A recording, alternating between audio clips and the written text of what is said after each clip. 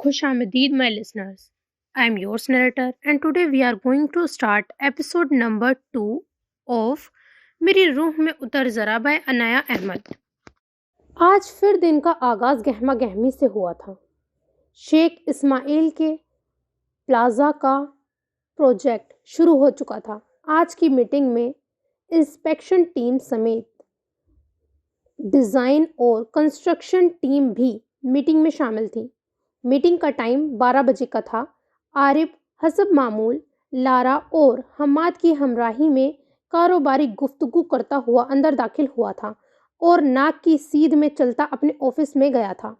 इस इमारत के 3 फ्लोर थे, जहां डिज़ाइनर जैसा माहिर आरिफ खुद था। इस समेत आर्किटेक्ट्स, कई इंजीनियर काम कर रहे थे। हर एक का डिपार्टमेंट अलग था। सेकंड फ्लोर पर दाखिल होते ही एक बड़ा सा ग्लास डोर था, जहां से अंदर का जहां अलग था। एक वसी बड़ा खुला हॉल, जिसके एक बाएं जानिब रिसेप्शन था। सारे हॉल में वर्कर्स के कैबिन थे, जहां सिस्टम पर पड़े हुए थे और दीगर इस्तेमाल की चीज़ें। सामने ही ऑफिस आरिफ का था और साथ ही उसकी सेक्रेटरी का था। दाएं जानिब 2-4 सीढ़ियां उतरने के बाद एक वेटिंग एरिया बनाया गया था, जहां जदीद डिज़ाइन के सोफे पड़े हुए थे और सामने पड़ी मेज़ पर मुख्तलिफ मैगजीन्स और इंग्लिश न्यूज़पेपर्स थे।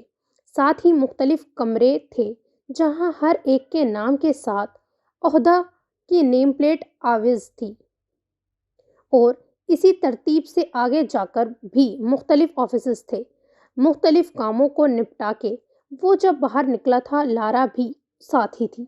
वो उसके आज का सारा अरेंजमेंट बता रही थी अपनी इंग्लिश ज़बान में। आरिफ अपने कोट का बटन बंद करता आगे बढ़ रहा था। सारी तवज्जो लारा के अल्फाज पर थी।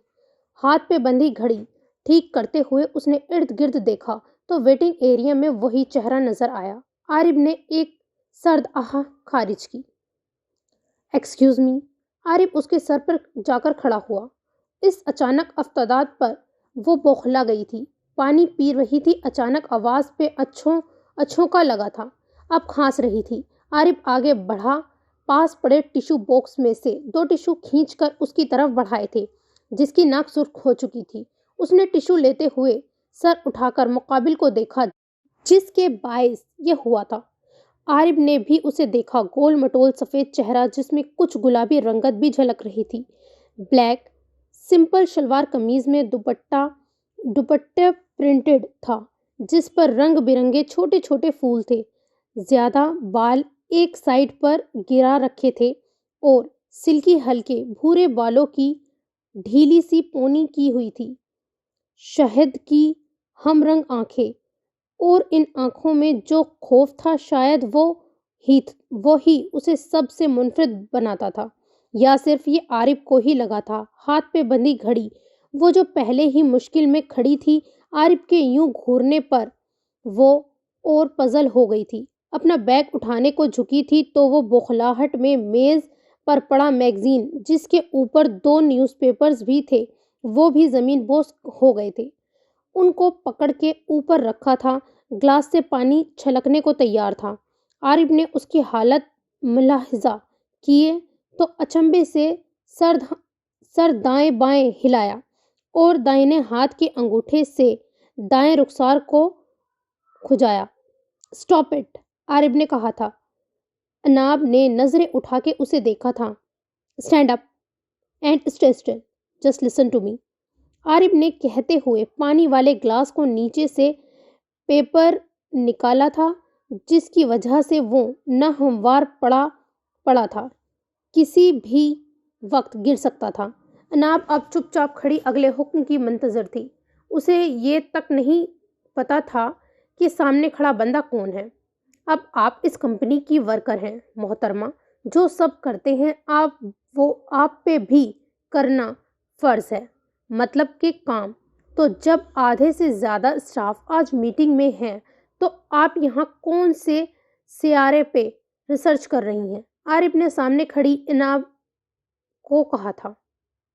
इस कंपनी का ओनर मैं ही हूँ और इससे बड़े ओहदे वाला यहाँ कोई नहीं है जो आपको दावत देने आएगा। अब اب چلے میٹنگ روم میں نظر آئے مجھے۔ عارف نے کہا کہ جانا چاہا تھا مگر اناب نے اونر کہنے پہ یوں سر اٹھایا کہ اسے دیکھا تھا کہ عارف کو بھی ایک لہجے کو حیرت ہوئی۔ لارا جس کو اردو نہیں آتی تھی ہوں کھڑی ان دونوں کی شکلیں دیکھ رہی تھی۔ مطلب آپ کو یہ تک نہیں پتا کہ یہاں کا اونر کون ہے؟ یوں مجھے حیرت سے دیکھ رہی ہیں۔ عارف نے اچنبھے سے دنیا کے اس تیز ترین کنٹری دبئی میں کھڑے اس سست ترین نمونے کو دیکھا تھا جس نے صرف سر ہلایا تھا، جس کو یہ تک نہیں پتا کہ کمپنی ہے کس کی، مگر وہ یوں حکم کی تعمیل کر رہی تھی جیسے کہ اسے پتا ہو کہ یہ کمپنی کا اونر ہے۔ واللہ عارف نے دونوں بازو ہوا میں اٹھائے تھے اور کندھے اچکائے تھے اپنے اور منہ آسمان کی طرف کیا تھا۔ کم لارا۔ عارف کو شدید غصہ آیا تھا جسے ضبط کرتا وہ لارا کو تیز آواز میں کہتا آگے بڑھا تھا۔ اناب رونی صورت بنائے کھڑی رہ گئی تھی۔ نیکسٹ سین۔ رباب لوگوں کا گروپ کلاس میں اسٹیج پہ کھڑا خوش گپیوں میں مشغول تھا۔ سب سے بلند آواز رباب کی ہی تھی۔ ہاتھ میں چپس کا پیکٹ پکڑا ہوا تھا، اس کے ساتھ بھی بھرپور انصاف کر رہی تھی۔ یہ کوئی کیفیٹیریا نہیں ہے اور نہ ہی کوئی کامن روم جہاں اخلاقیات کا ذرا بھی خیال نہ رکھا جائے۔ یہ کلاس روم ہے اور کلاس روم کے آداب سے آپ کو واقف ہونا چاہیے۔ اپنا لیول دیکھیں اور کام۔ وہ اسٹیج پہ کھڑا ان پر برس رہا تھا اور فائل ڈائس پر رکھی۔ اس کے آنے کا ان سب کو پتہ ہی نہیں چلا۔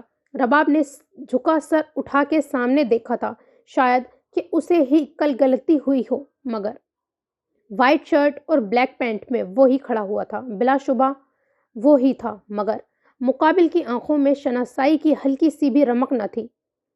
سب شرمندہ ہوتی نیچے اتری تھی۔ باقی گروپ اپنی مخصوص جگہ کی طرف بڑھ گیا سوائے رباب کے۔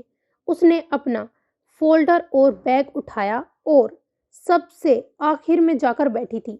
کل والی صبح کی ابھی تک تر و تازہ تھی۔ ایک دفعہ اور عزت کا فالودہ ہو گیا تھا۔ وہ ارے ارے کہتی رہ گئی مگر رباب نے کسی کی نہ سنی۔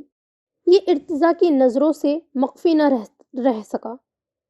ہے تو میرے ٹیچر مگر نخرے دیکھو ذرا، ہٹلر۔ رباب بڑبڑائی تھی۔ میں نے کون سا ابھی ان سے کچھ پڑھا ہے تو پھر میرے ٹیچر تو نہیں ہوئے، میں جو مرضی کہہ سکتی ہوں۔ سڑیل، کھڑوس، افلاطون۔ رباب نے اپنی بھڑاس اس پر نکالی تھی اور ہاتھ جھاڑتے ہوئے اپنے ازلی انداز میں ساتھ بیٹھی سمرہ کے ساتھ باتوں میں لگ گئی تھی۔ Role number 22۔ کس کا رول نمبر ہے 22؟ ارتضیٰ اٹینڈنس مارک کر رہا تھا جب اس نے اس رول نمبر کو کال کیا تھا۔ نام دیکھا تو ساتھ ہی نظر لاسٹ پہ بیٹھی باتیں کرتی 22 پر پڑی تھی تو بلند آواز میں چیخا تھا، مس رباب مجتبیٰ ملک، اپنا رول نمبر بتانا پسند کریں گی کیا؟ ارتضیٰ نے کرخت آواز میں پوچھا تھا۔ اس کی آواز پہ رباب کا دماغ حاضر ہوا تھا۔ رباب کی تو گویا جان جل گئی تھی۔ مائی رول نمبر از 22۔ رباب نے آواز میں اعتماد پیدا کرتے ہوئے کہا تھا۔ تو کیا آپ کی سماعت کے ساتھ کوئی مسئلہ ہے؟ Next time be careful. جب میری کلاس میں ہوں تو اپنا دماغ یہاں حاضر رکھا کریں، ورنہ میری کلاس کی اٹینڈنس اور سیشنل مارکس دونوں خطرے میں ہیں۔ ارتضیٰ نے اسے باور کروایا تھا۔ رباب غصے سے اور شرمندگی سے سرخ پڑی تھی۔ وہ چپ چاپ بیٹھ گئی تھی اور ارتضیٰ لیکچر کی طرف متوجہ ہو گیا تھا۔ لیکچر کے دوران اس کی نظر لاسٹ پر پڑتی رہی تھی مگر رباب کا سر جھکا ہوا تھا۔ نوٹس پہ اس نے ایک دفعہ بھی سر اٹھا کے نہ دیکھا تھا۔ کلاس ختم ہوتے ہی باقی لڑکیاں کیفے بھاگ گئی تھیں جبکہ مناہل رباب کے پیچھے ہولی تھی جو ایک ڈپارٹمنٹ کے آخری سرے پہ بنی سیڑھیوں پہ جا کر بیٹھی تھی۔ رباب کیا بات ہے یار، کیوں ہر روز کوئی نہ کوئی مسئلہ کھڑا کر لیتی ہو؟ سر ارتضیٰ کی کلاس میں تھوڑا الرٹ ہو کے بیٹھا کرو۔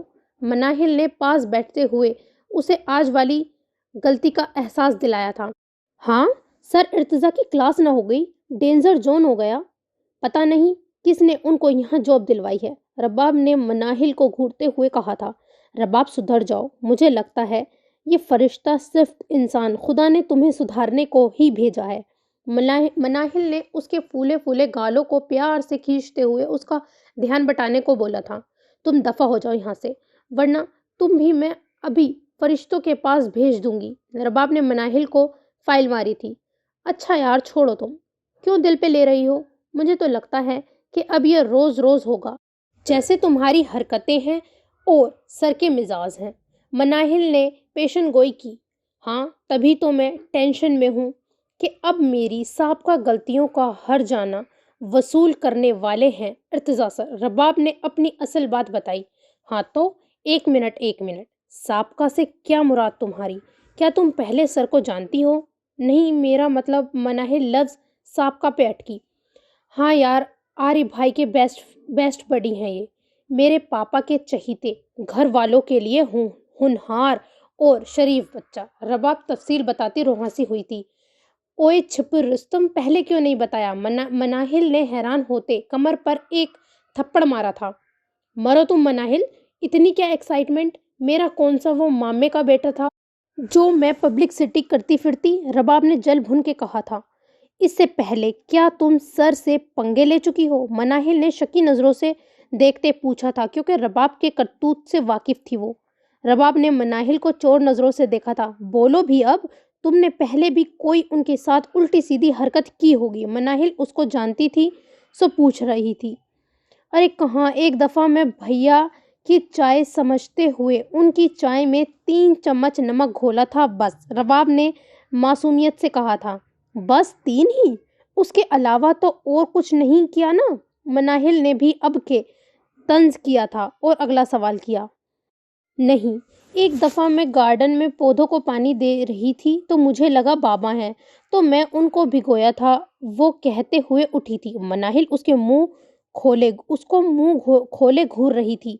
اور ان کا لیپ ٹاپ ٹوٹا تھا مجھ سے، اور سالن گرا تھا، سب غلطی سے ہوا، وہ کہتے ہوئے وہاں سے بھاگ گئی تھی، کیونکہ مناہل کی آنکھوں میں آنے والا خون دیکھ چکی تھی۔ اب تمہیں کوئی نہیں بچا سکتا رباب، سر پکا ملیدہ بنائیں گے تمہارا۔ مناہل نے پیچھے سے ہانک لگائی تھی۔ نیکسٹ سین۔ نابی کی دوستی اسے سوتیلی ماں کے قصے سناتی تھی۔ وہ ان کو کیا بتاتی کہ یہ تو قصے اب اس کے لیے حقیقت بن چکے ہیں۔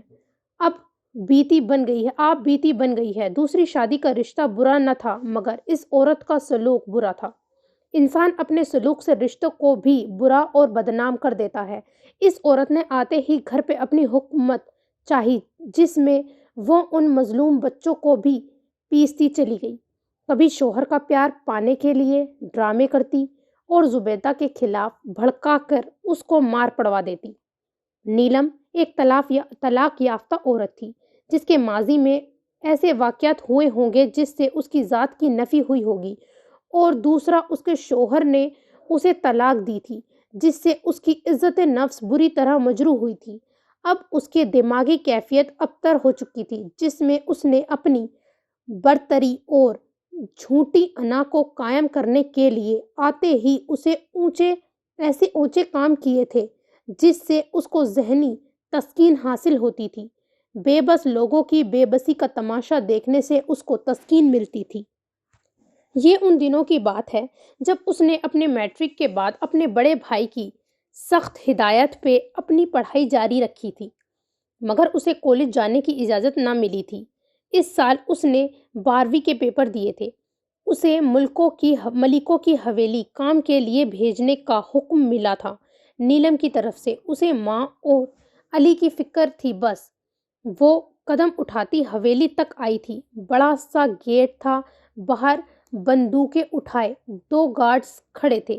اس نے مضبوطی سے اپنے سر پہ لیے دوپٹے کو پکڑا تھا۔ ہمیشہ وہ اسکول جاتے ہوئے دور سے یا باہر سے حویلی کو دیکھا کرتی تھی اور سوچا کرتی تھی کہ کیسا ٹھاٹھ ہے ان لوگوں کی، اور یہاں ایک وقت کی روٹی بھی بڑی مشکل سے ملتی ہے۔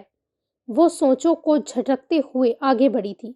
کس سے ملنا ہے؟ اسے گیٹ تک آتے دیکھ کر گارڈ نے پوچھا تھا۔ وہ جی، میں ملک صاحب کے ڈرائیور کی بہن ہوں، اس نے ہچکچاتے ہوئے کہا تھا۔ لالا کی؟ ملک صاحب کا ڈرائیور؟ گارڈ نے پھر سے پوچھا تھا۔ جی وہی۔ اناب نے سر ہلایا تھا۔ ٹھیک ہے، جاؤ اندر۔ اس کے اپنے بڑے بھائی کو سب جانتے تھے۔ ملک صاحب کے پاس وہ بچپن سے تھا، وہ ایک وفادار انسان تھا۔ ویسے بھی ملک صاحب کے ساتھ اس کی بہت بنتی تھی، مگر وہ خوددار تھا۔ آج تک اپنے مالی اور ذاتی حالات کی بھنک تک نہ پڑنے دی تھی۔ اس کی وہ پہلی ہی بڑی مدد کرتے تھے۔ اس کی گریجویشن کا آخری سال تھا، چند ماہ تھے امتحانات میں۔ وہ گیٹ عبور کر کے اندر گئی تھی۔ سرخ اینٹوں کی روش پہ چلتے چلتے ارد گرد دونوں طرف وسیع لان تھا، جہاں رنگ برنگے پھول پودے لگے ہوئے تھے۔ سامنے پورچ میں 4 گاڑیاں کھڑی تھیں، پھر مین ڈور تھا، لکڑی کا۔ گھر کے اوپر چھت پہ بھی باڈی گارڈز کھڑے تھے۔ وہ اپنے خیالوں میں آگے چلتی جا رہی تھی جب کسی سے بری طرح سے ٹکرائی تھی۔ بدلے میں مقابل کا پرس زمین پہ گرا تھا۔ اناب تو سہم گئی تھی، اب تو اس کی جان گئی تھی۔ مجھے معاف کر دے، اس نے پرس اٹھاتے ہوئے سامنے کھڑی عورت کو دیکھتے ہوئے کہا تھا، جس کا انداز شاہانہ تھے۔ فیروزی کلر کے سوٹ میں ملبوس تھی، نفیس سا کام تھا۔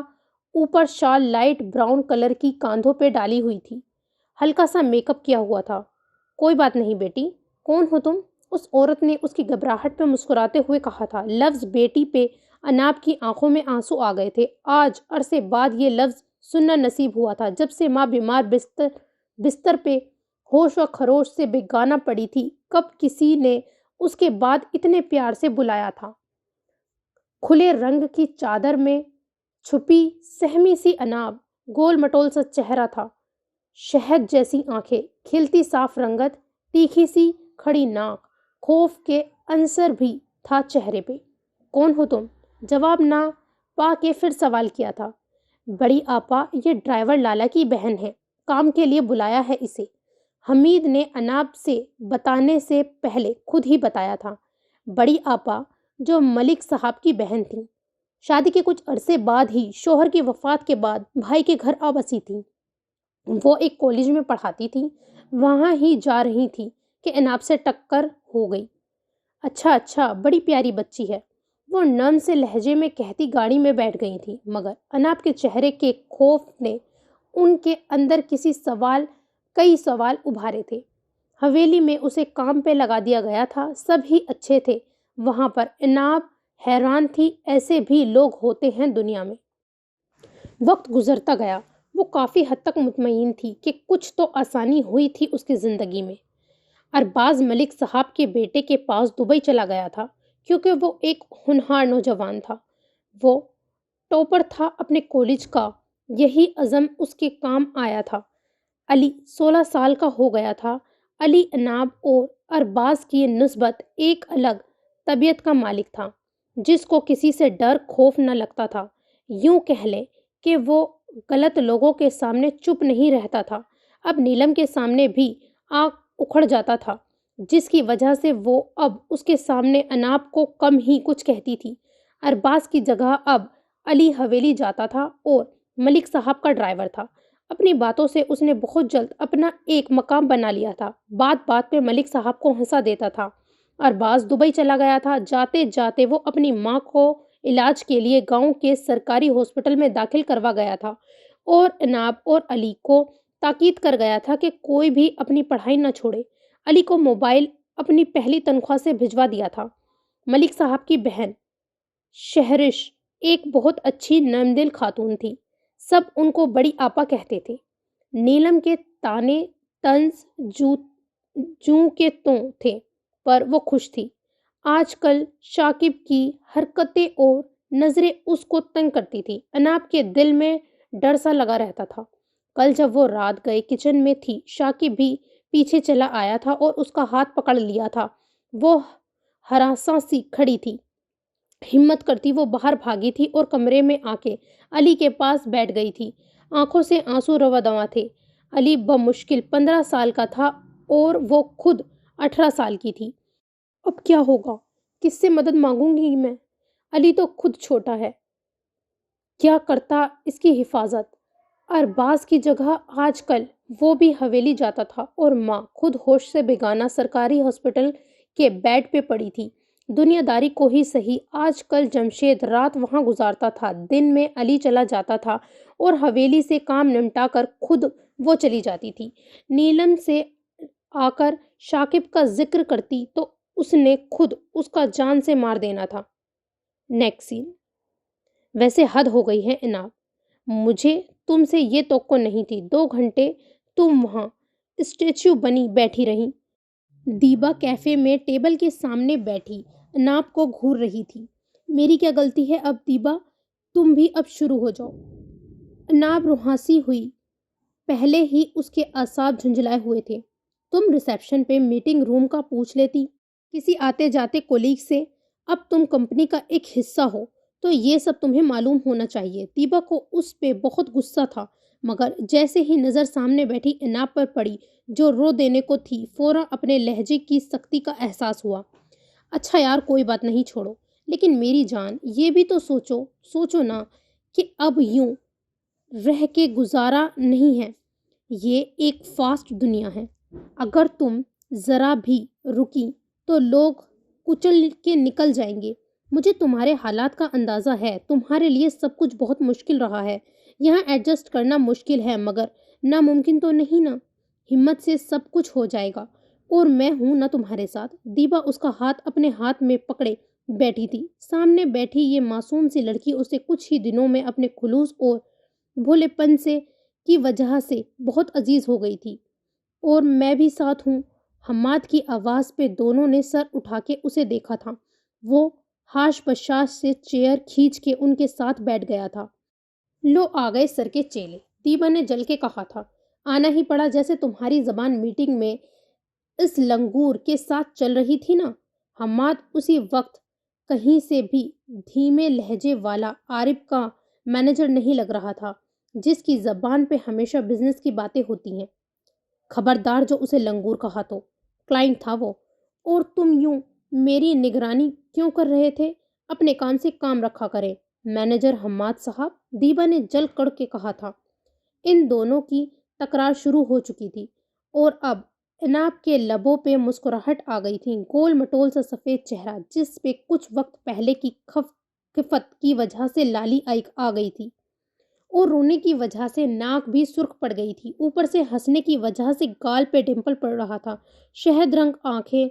इस मंजर पे लारा के हमरा निकलता आरिफ बे इख्तियार टिटका था, मगर ये अमल महज चंद पल के लिए था।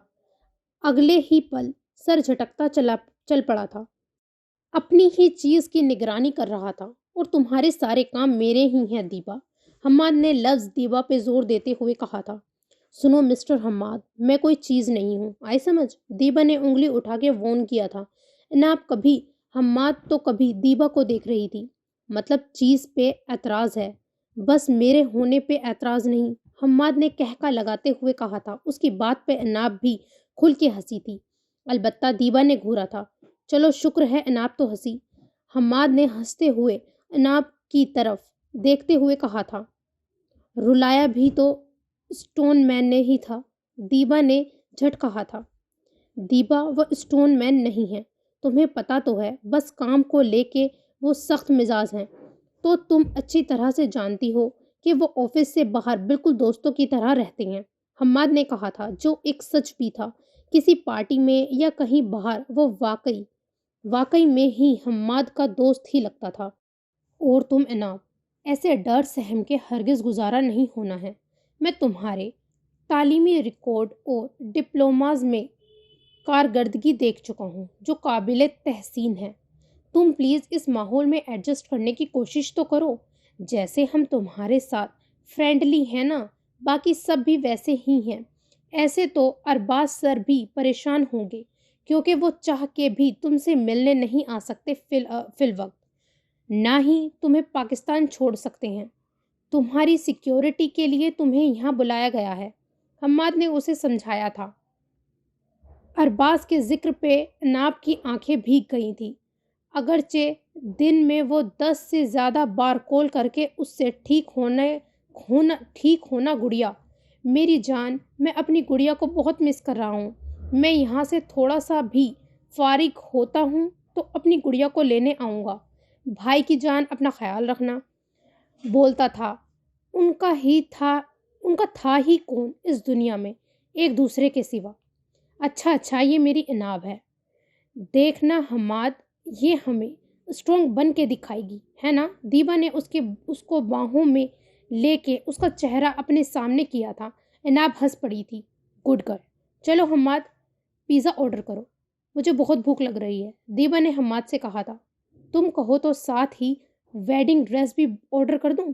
حماد نے ایک ادا سے اپنے دل کی بات کی تھی جس پہ حماد اور عناب بھی ہنس پڑے تھے۔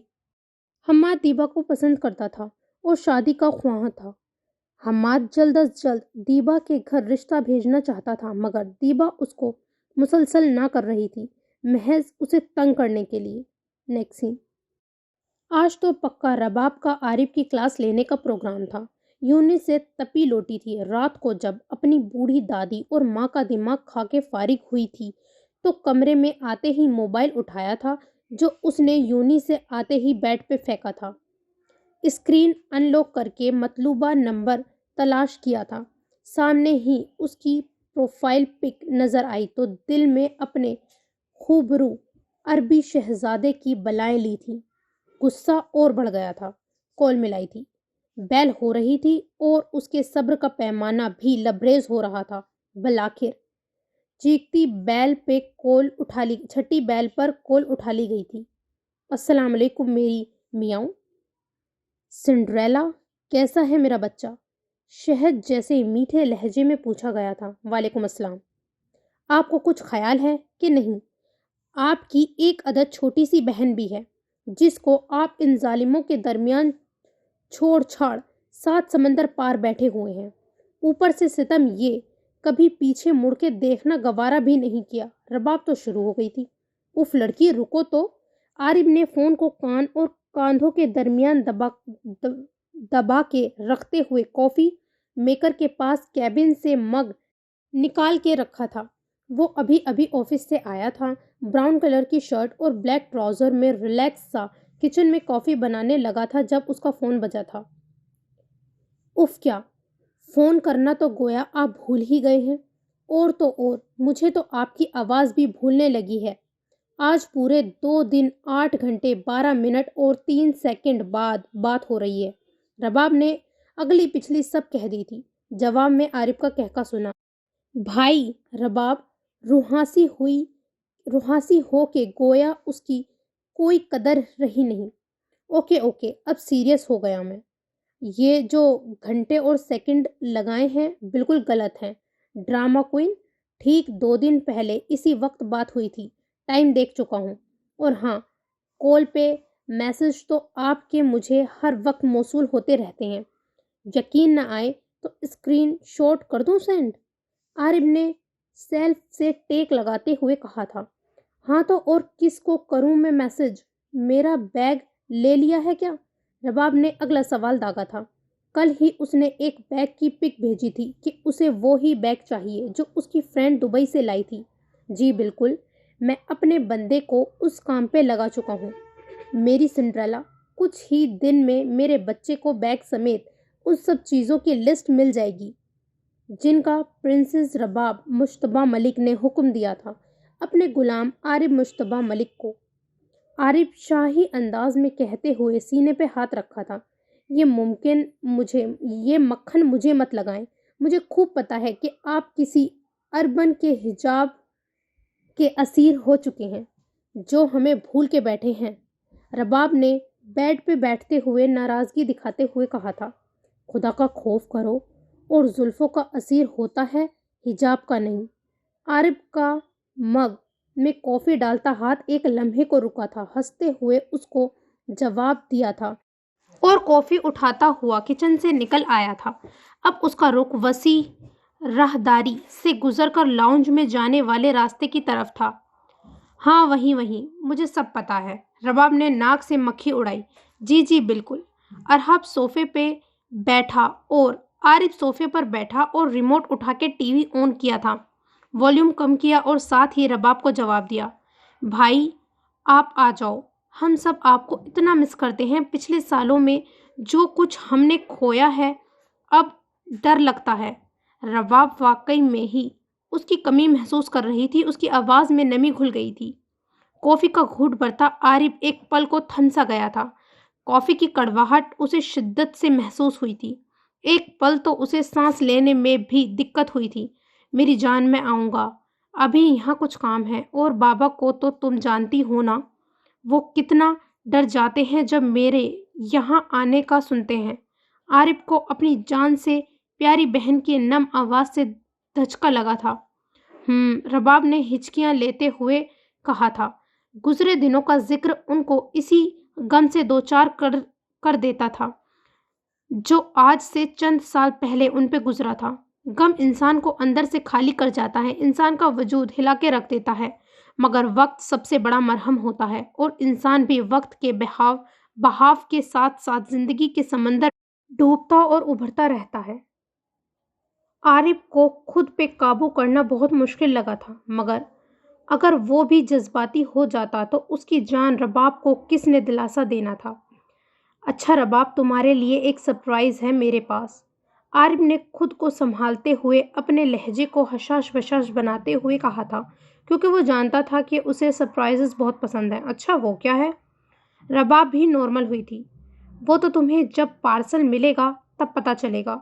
وہ چیز تمہاری کسی فرینڈ کے پاس نہیں ہوگی، تم ساری یونی کو دکھانا۔ عارف نے ہنستے ہوئے کہا تھا۔ ہائے سچی، یونی سے یاد آیا بھائی، آپ کے وہ جلاد دوست تھے نا، ارتضیٰ حیدر۔ رباب یاد آنے پہ چیخی تھی۔ رباب آہستہ بولو، میرا کان ہے۔ تھا سے کیا مراد ہے؟ اب بھی ہے؟ ابھی تم سے پہلے میری اس سے ہی بات ہو رہی تھی۔ کیا ہوا؟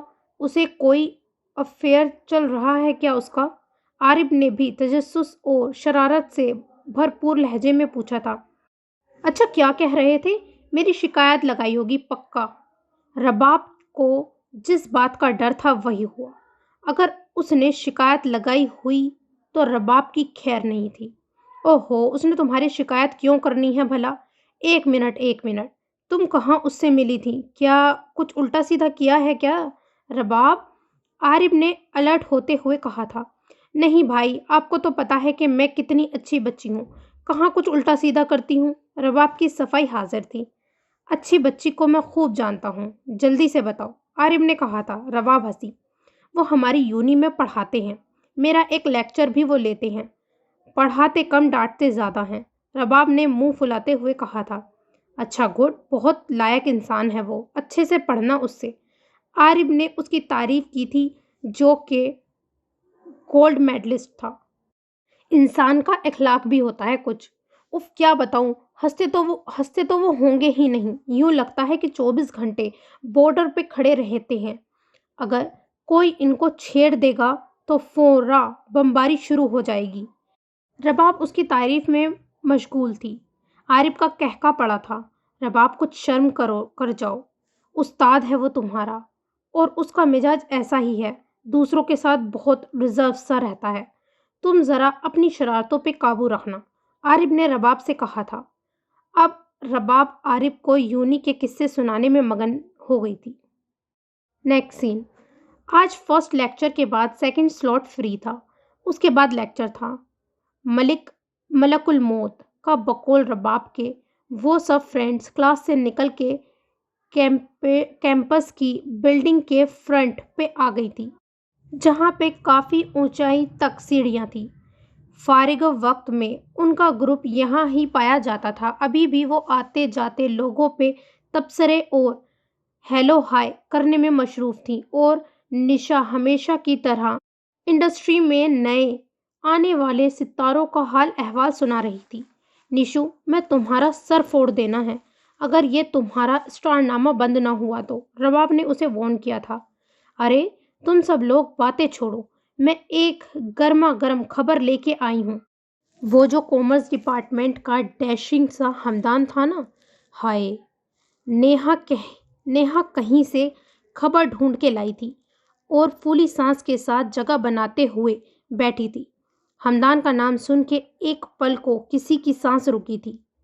ہائے وہ باڈی بلڈر، کیا ہوا؟ تمہیں پرپوز تو نہیں کر دیا؟ نشا نے کہا۔ نسوں منہ بند رکھو، ہم نے اس کی باڈی کا کیا کرنا ہے؟ خیر سننے دو ورنہ۔ مقدس نے پاس پڑی موٹی کتاب اٹھا کے اسے خبردار کیا تھا۔ اچھا سن لو، اس کا اور ہمارے ڈپارٹمنٹ کی وہ ماہم کا افیئر چل رہا ہے۔ نیہا نے بم پھوڑا تھا۔ او تیری، کیا خبر لائی ہو تم؟ رباب بھی چونکی تھی، البتہ مناہل چپ چاپ بیٹھی رہی تھی جسے یہاں ہو ہی نہ۔ یار کیا یہ خبر سچی ہے؟ نشا نے کہا تھا۔ ہاں تو اور کیا، ساری یونی میں رولا پڑا ہوا ہے گھامڑو۔ نیہا نے ان کی بے خبری پہ ملامت کی تھی۔ میں ذرا لائبریری سے ہوں آؤں۔ مناہل اس خبر پہ کوئی بھی ری ایکشن دیے بغیر اٹھ گئی تھی، چہرے پر سنجیدگی تھی۔ ارے چلتے ہیں، بیٹھو تو صحیح، ذرا کیا چٹپٹی خبر ہے؟ فضا نے مناہل کا ہاتھ کھینچ کر پاس بیٹھانا چاہا تھا۔ نشا پلیز، حد ہوتی ہے کسی چیز کی۔ تم لوگوں نے گوسپس کرنے ہیں تو کرو، مجھے کسی کی ذات میں کوئی انٹرسٹ نہیں ہے۔ ایک دفعہ بات سمجھ نہیں آتی؟ مناہل پھٹ ہی پڑی تھی۔ سب تن سادھے اس کی شکل دیکھ رہے تھے۔ یہ ان کے گروپ کی سب سے نرم مزاج لڑکی تھی جو کسی سے کبھی اونچی آواز میں بات تک نہیں کرتی تھی، اور اب یوں مناہل جا چکی تھی۔ وہ سب ایک دوسرے کا منہ دیکھ رہی تھی۔ چند سیکنڈ خاموشی کی نظر ہوئے تھے۔ تو کیا جو میں سوچ رہی ہوں وہی تو سب، مطلب کہ رباب نے پرسوچ نظروں سے ان چاروں کو دیکھتے ہوئے پوچھا تھا جو رباب کو ہی تک رہی تھی۔ او مائی گاڈ، تو کیا یہ ہمدان میں انٹرسٹڈ تھی؟ نیہا چیخی تھی۔ پھٹے اسپیکروں، آواز آہستہ رکھو، کوئی سن لے گا۔ فضا نے اسے کوہنی ماری تھی۔ نیہا کو بھی احساس ہوا تو زبان دانتوں تلے دبائی تھی۔ میں تو ابھی تک شوق میں ہی ہوں، بے چاری ایک اور لڑکی کے ارمانوں کا خون ہو گیا۔ #مشرقی معاشرہ، نشا نے دہائی دی۔ سب نے نشا کو گھورا۔ کیا کرنا ہے اب؟ مقدس نے عقل کی بات کی تھی۔ تم لوگ ابھی ایسا فیل کرواؤ مناہل کو کہ کچھ ہوا ہی نہیں ہے۔ میں بات کرتی ہوں مناہل سے۔ اگر یہ بات سچی ہوئی تو اس ہمدان کا اور ماہم کا بینڈ بجانا ہی پڑے گا۔ کتنا شریف بنتا پھرتا ہے میرے سامنے۔ رباب کا جلالی موڈ بحال ہوا تھا۔ ساتھیو، کیا تم اس جنگ میں میرے ساتھ ہو؟ رباب نے آگے ہاتھ پھیلا کے حلف مانگا تھا۔ ہم مرتے دم تک تمہارا ساتھ دیں گے، چاہے زندہ رہیں یا مریں، ان چاروں نے بلند آواز میں کہتے ہوئے اس کے ہاتھ پہ اپنے ہاتھ دھرے تھے۔ تبھی ایک نسوانی ہنسی کی آواز ان کے کانوں میں پڑی تھی۔ ایک لڑکی ان سے کچھ فاصلے پر کھڑی ان کی باتوں پہ ہنس رہی تھی۔ اب چاروں پریشان ہوئی تھی کہ کوئی ان کی باتیں سن چکا ہے۔ اگر یہ بات یونی میں پھیل گئی تو ان کی مناہل کی بہت بے عزتی ہوگی۔ ایک لمحے کو تو کسی کو سمجھ نہ آیا کہ اب بات کیسے کور کرے۔ اگلے ہی لمحے رباب جھٹ اٹھی اور اس لڑکی کے سر پر جا پہنچی تھی اور بازو سے پکڑ کر اپنے گروپ کے پاس لے آئی تھی جو سیڑھیوں پہ بیٹھا ہوا تھا۔ بتاؤ، ہماری باتیں تو نہیں سنی تم نے؟ رباب نے انگلی اٹھا کے پوچھا تھا۔ اس کا بازو ابھی بھی رباب کی پکڑ میں تھا۔ وہ لڑکی اس افتاد پہ گھبرا گئی۔ رباب، ہر وقت غنڈہ گردی نہ کرتی پھر رہا کرو، اس سے پوچھ تو لو اس نے سنا بھی ہے کہ نہیں۔ بازو چھوڑو اس کا پہلے، فضا نے رباب کو کہا تھا۔ میں تو یہاں کسی کا ویٹ کر رہی تھی یار، تم لوگ بول ہی اتنا لاؤڈ رہے تھے، میں کیا کرتی؟ آواز خود بخود مجھ تک آ رہی تھی۔ کچھ میرے کان کچھ زیادہ ہی باریک ہیں، اس لڑکی نے کہا تھا۔ کس کا انتظار کر رہی تھی تم؟ تمہارا بھی کوئی چکر وکر ہے نا؟ نشا نے کہا تھا۔ نشا کی منطق الگ تھی۔ توبہ توبہ، آپ کیسی باتیں کر رہی ہیں؟ میرا تو آج اس یونیورسٹی میں پہلا دن ہے اور میں تو یہاں کسی پروفیسر کا انتظار کر رہی تھی یار۔ وہ لڑکی اس الزام پہ روحاسی ہوئی تھی جس پہ ان سب نے نشا کو گھورا تھا۔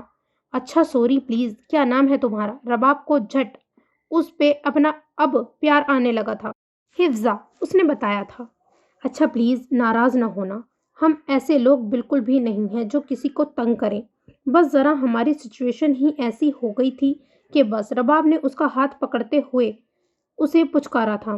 کوئی بات نہیں، آپ فکر مت کریں، آپ کا راز اب میں لیک نہیں کروں گی، بلکہ اگر میری مدد کی ضرورت ہوئی تو آپ کے کام آؤں گی، حفظہ نے دل سے کہا تھا۔